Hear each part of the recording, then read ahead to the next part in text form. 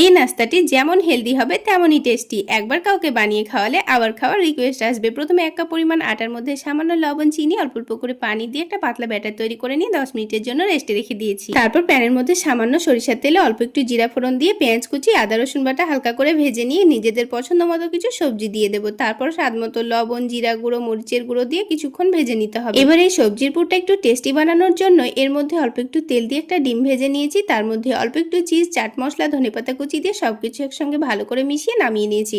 তারপরে আলাদা একটা প্লেটের মধ্যে দুটো ডিম ভেঙে নিয়ে অল্প একটু লবণ, মরিচের গুঁড়ো, চাট মশলা দিয়ে ভালো করে মিশিয়ে নিয়েছি।